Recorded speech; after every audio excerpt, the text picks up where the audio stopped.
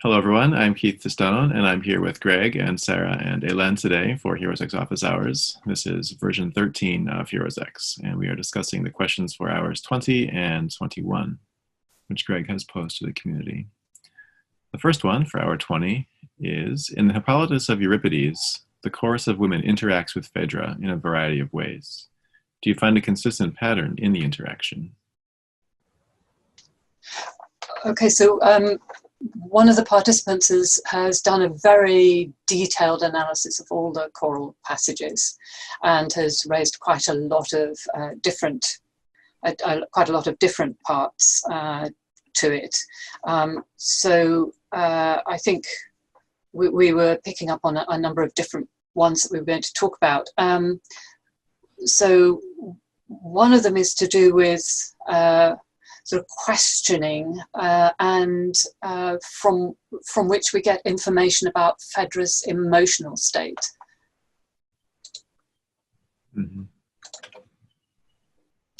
And maybe already in the first choral passage, there's a lot of vicarious emotional display, isn't there? For example, the collective voice of the women is asking the queen, or maybe I should say indirectly asking the queen, what's ailing her, what's bothering her. And there's a great deal of what can be called projection, and some classicists talk about choral projection. And not so much psychologically projecting, although that's definitely an aspect of what's going on, but actually enacting the role of a chorus in connecting emotionally with not only the theater goers, but also with the characters within the heroic age. And when I say theater goers, I'm already slapping myself on the wrist because, of course, going to the theater in this era, when the Hippolytus was premiered, was a civic obligation. So it's not just something that people do for leisure, it's a civic duty. But anyway, I see a lot of connectedness emotionally, a lot of intersubjectivity. And let me make a placeholder for something else that we might discuss. And I do this to honor all the work that this participant has done in looking at the various interactions from one choral ode to the other. So I need to say this too, that the chorus in the Hippolytus does not have a clearly defined character, in the sense that, sure, they're the handmaidens, if you like, of the young queen, but as to what age group they belong to, I honestly can't decide for myself. And here I go back to the very important research of Margaret Alexiou on the traditions of women's lament in ancient Greek song culture, and for that matter, in modern Greek song culture, wherever these traditions survive. And what Meg Alexiou noticed is that in the context of a lament, or for that matter, a love song, it's very easy for the female voice to modulate from different stages of life to other stages of life. And it can be even a zigzag effect where the memory may go from an early age to a middle age to a late age in a woman's life, for example. So Greg, can I maybe pick up on that a little bit? Because we see Phaedra sort of switching between the role of a married woman, but also her desire to be a young unmarried woman. Is that part of why the chorus doesn't seem to be determined in terms of age? Oh, I think that's a perfect observation. Exactly. And could I say a little bit about Euripides, the anthropologist? We all know that he is a genius in so many ways, as of course, a poet, but also as a songwriter, as a musician, a composer of music, as a director, and the list goes on and on and on. But he's also a very good anthropologist, and in the comedies of Aristophanes, there are references to this. The references take the form of picturing Euripides as a collector of lots and lots and lots of what we call books, books of ancient lore. I used to say to people that if we think of Aeschylus as having access to maybe 2 or 3 versions of a given myth, and where Sophocles has access to a little more, Euripides will have access to hundreds and hundreds and hundreds. And one of the most important things about this drama is that Euripides, I think, actually knows what kind of female initiation songs are sung and danced by unmarried women in the somewhat remote Greek community of Troezen, I mean remote by comparison to Athens, and that even the first choral passage, the big one, in a sense integrates and is anthropologically true to the kind of song that young women in Troezen would be singing and dancing. And if that's the case, then I would say you can apply the anthropological lens even more systematically, in the sense that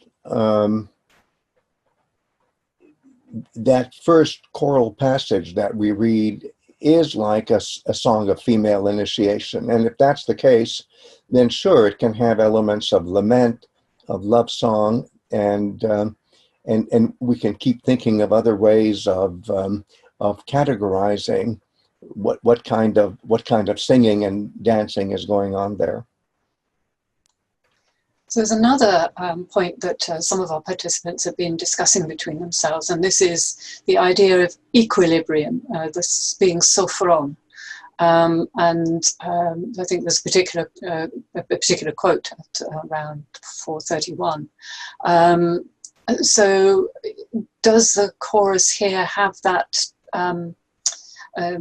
effect of trying to bring equilibrium and balance? Yeah, yes, because the chorus is a ritual agent, an agent of the ritual dimension of the ritual in myth complex, where, as we discussed in earlier meetings, at least from my point of view, reenacting myth is an aspect of ritual. Well, the prime agent for that reenactment is the chorus, because the chorus is the set of voices that can bridge the dysfunctional world of heroes, larger than life and admirable in most ways, but then dysfunctional in other ways, bridging that world with the world of the present, which is, because it is a ritual context, because drama is a ritual context, is a process of making equilibrium. I'm not saying that every drama achieves perfect equilibrium, because the whole idea of drama is for it to be seasonal and for it to recur seasonally.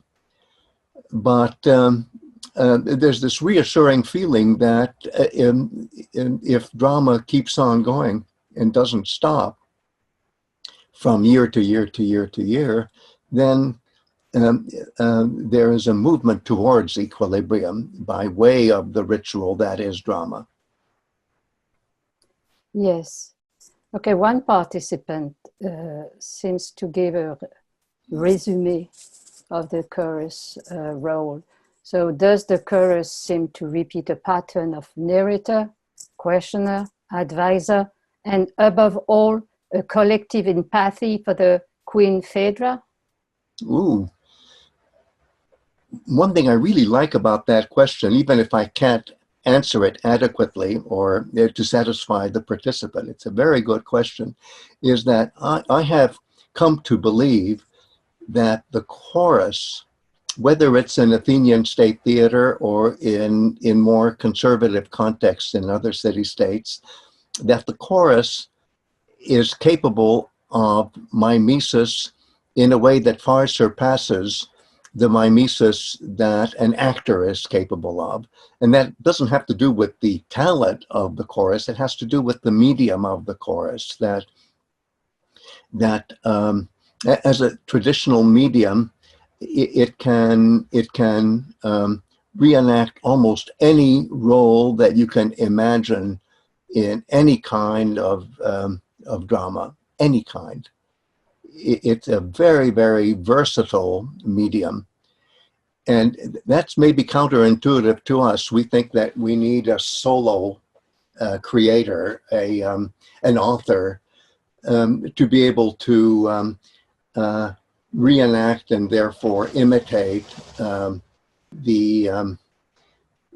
plot and the character of whatever is being reenacted. But I have come to believe that the chorus can do it better or even more effectively.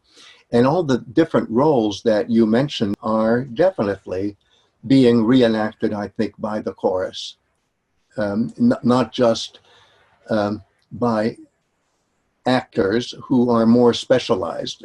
Certainly the so-called nurse of Phaedra is more specialized, right, than the chorus, which has no, how shall I say, character of its own, because it's so versatile in reenacting dozens and maybe hundreds of different roles.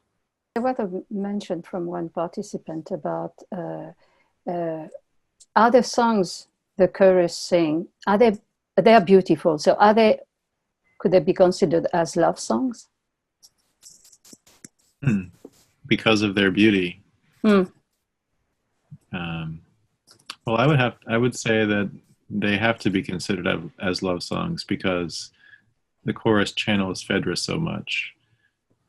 It's not a naive love, I wouldn't say, because the character of Phaedra is quite aware of what's going on in her conflict, but maybe tortured love songs, and even love songs after she has died. The beautiful hymn that invokes Phaethon at the end is quite full of pathos and emotional distress, but that's part of the experience of love in some narratives. So I would say yes. And you notice I have used my Zoom technology to applaud Keith. That was brilliant. Oh, very good. You're becoming a natural, Greg, as all of us are these days. Another point that has been raised is that here the chorus is paying female.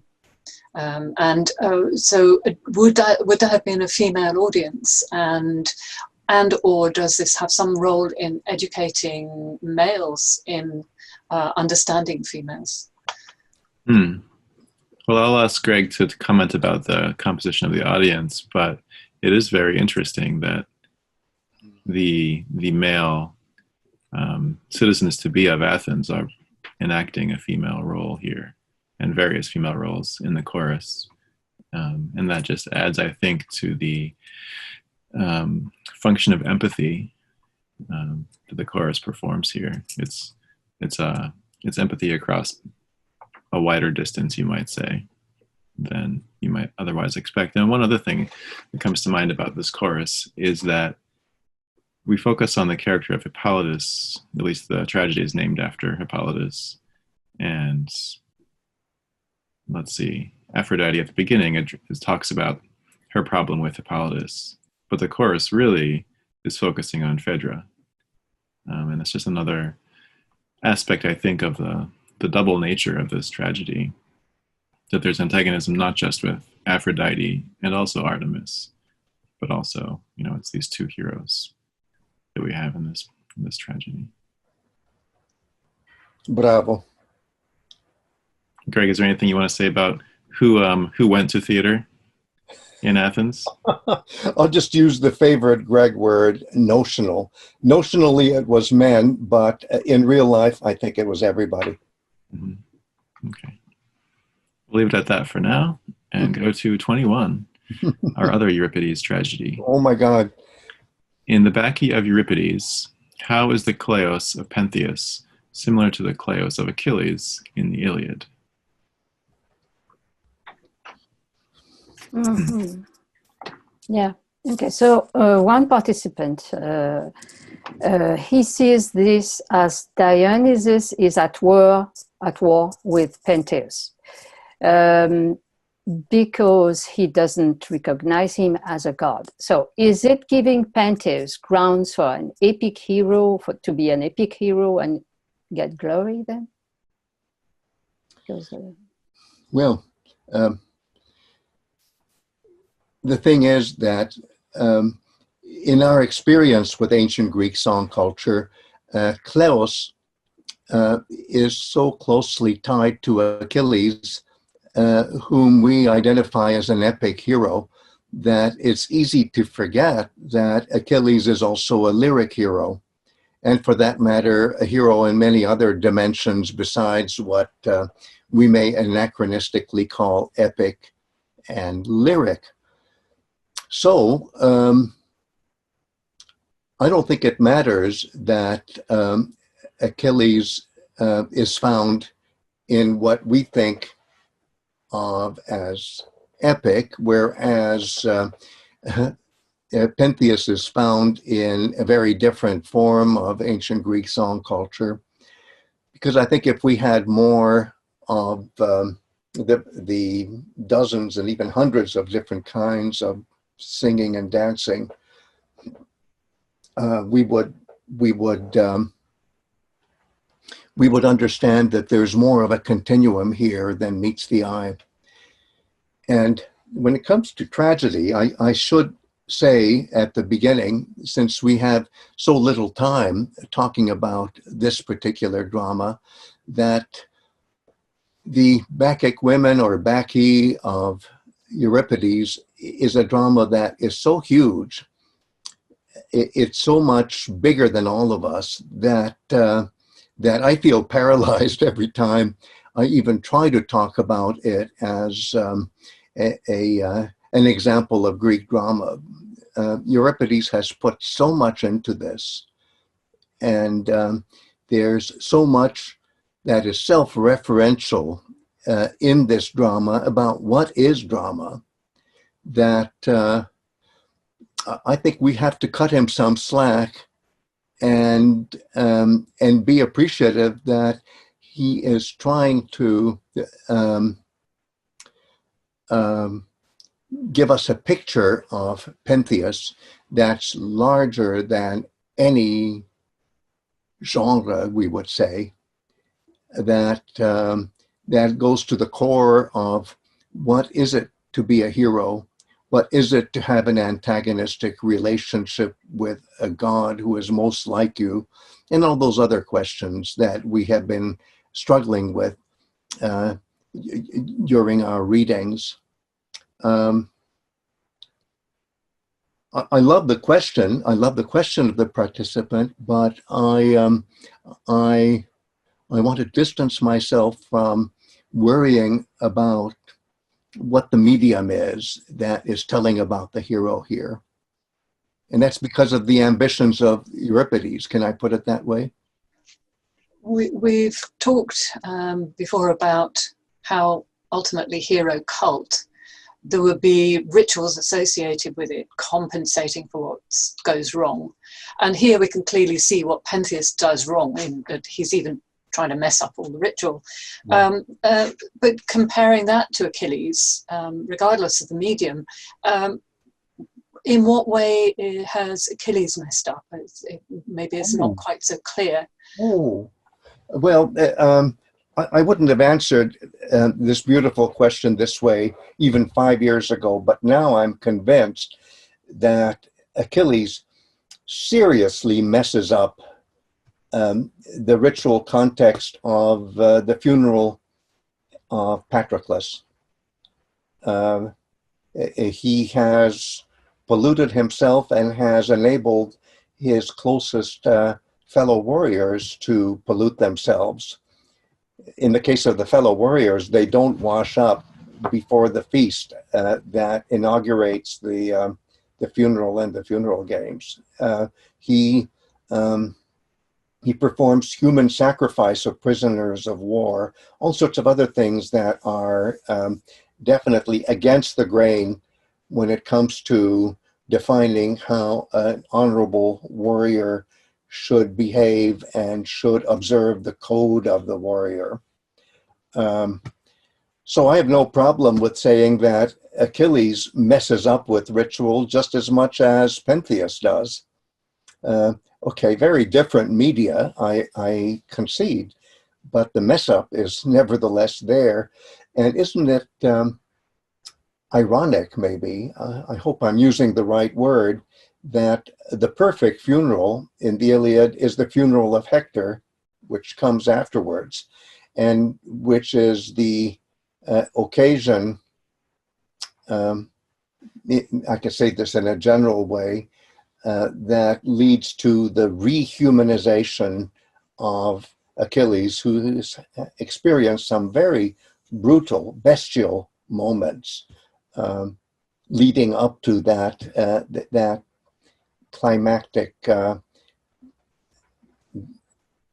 ritual, that climactically perfect ritual, which happens in scroll 24 of the Iliad for Hector, not for Achilles, and not for Patroclus, who is the immediate referent and the kind of substitute for Achilles, who will have his own funeral games, and so on. They're also talking about the consciousness or unconsciousness of the choices made by Pentheus. Pentheus chooses to go and witness this ritual, but doesn't understand what he's doing.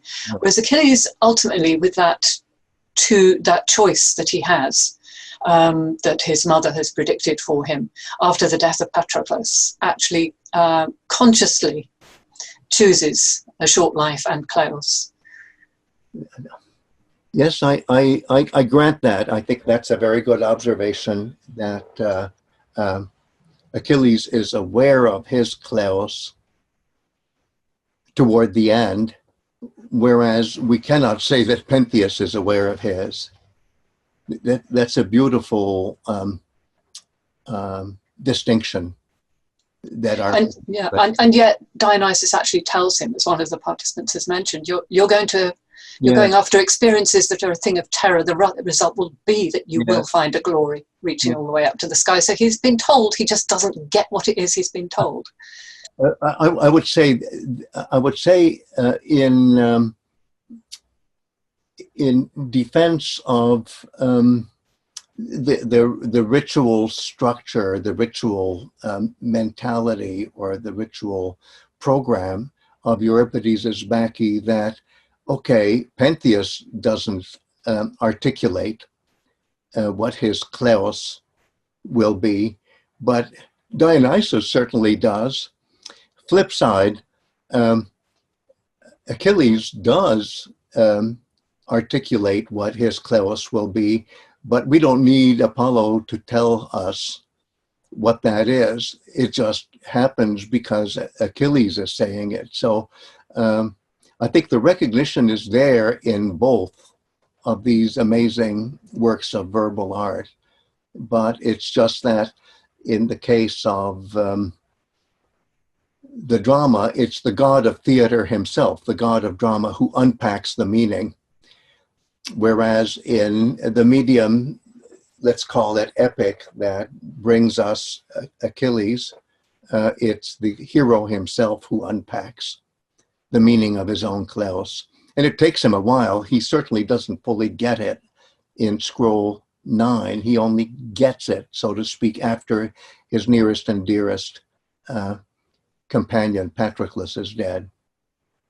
Well, Greg, I know you have another conversation to get to, so we'll have to wait until next time for the continuation of this one. It's always so hard for me to break away from these beautiful encounters. I so appreciate all the work that has gone into the reading of these works of ancient Greek verbal art. I find them very engaging. Thank you. Thanks, Greg. Thanks, Sarah. Thanks, Ellen. Until next time. Till the next time.